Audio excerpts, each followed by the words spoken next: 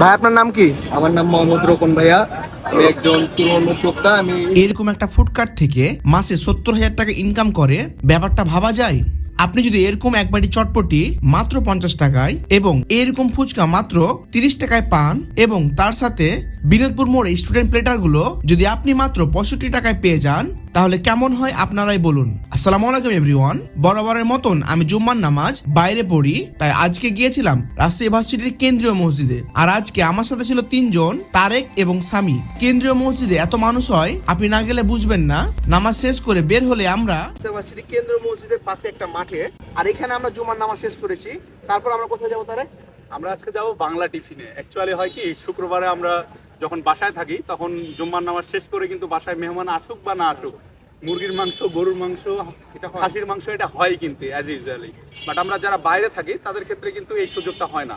So আমরা বাংলা খাবারের এক সমাহার পেয়েছি হচ্ছে বাংলা টিফিন রেস্টুরেন্টে, যেখানে হচ্ছে থেকে শুরু করে গরুর মাংস, মুরগির মাংস, যে কোনো ধরনের আপনি আইটেম পাবেন। সো যাওয়া যাক নাকি মাসুম? So let's go.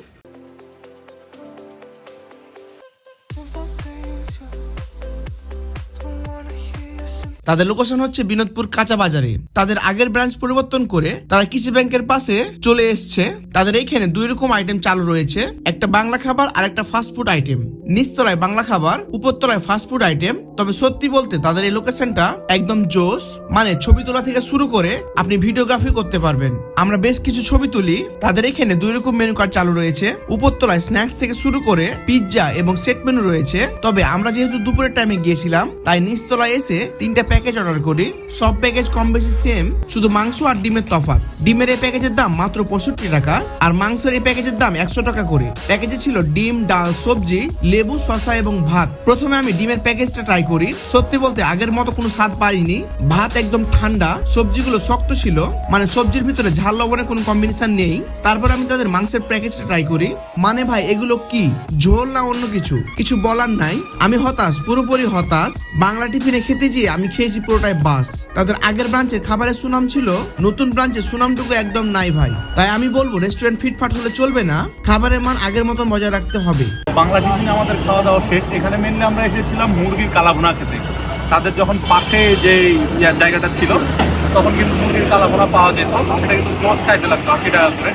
আর এখন তাদের স্থান পরিবর্তন করে কৃষি ব্যাংকের পাশে আর কি নিয়ে এসেছে, এটাও বিনোদপুর বাজারেই।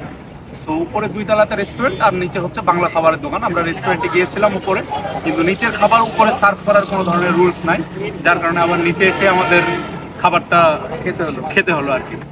তো নিচে আমরা যেটা দেখলাম যে অ্যাকচুয়ালি যেরকম ভাবে বলা হয় যে তাদের প্যাকেজ থেকে শুরু করে সব এক্সট্রা অর্ডিনারি কিছু, কিন্তু ওরকম কিছু না। আমরা এসেছি 3টা বাস ছিল তখন।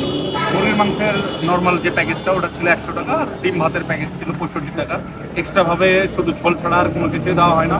খাবারও ঠান্ডা ছিল। মোটামুটি রেটিং দিতে গেলে বলা যায় যে 7 আউট অফ 10।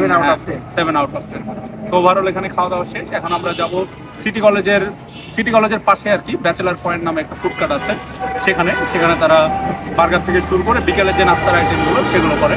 তো কথা না বাড়িয়ে সেখানে যাওয়া যায়। এই ফুডকার্টের লোকেশন হচ্ছে ড্যাডিস কিচেনের পাশে ব্যাচেলার পয়েন্টে। তাদের এইখানে চটপটি থেকে শুরু করে ফুচকা, নুডলস ইত্যাদি পাওয়া যায়। তাদের চটপটি বানানোর প্রসেসটা একদম জোস, আর তারা যে টকটা ব্যবহার করে সেটা নিজেরাই বানায়, কোনো রকম কেমিক্যাল ছাড়া।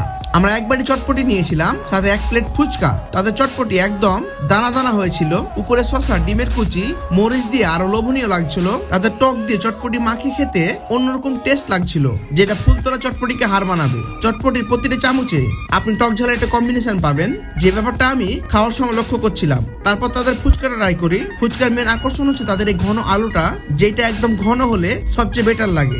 লাস্টে তাদের নুডলসটা ট্রাই করি, যেটা এভারেজ লেগেছে। আজকের ভিডিও এই পর্যন্তই। নেক্সট ভিডিও আসা পর্যন্ত অবশ্যই মাসুম ফুডির সঙ্গে থাকবেন। আল্লাহ হাফিজ।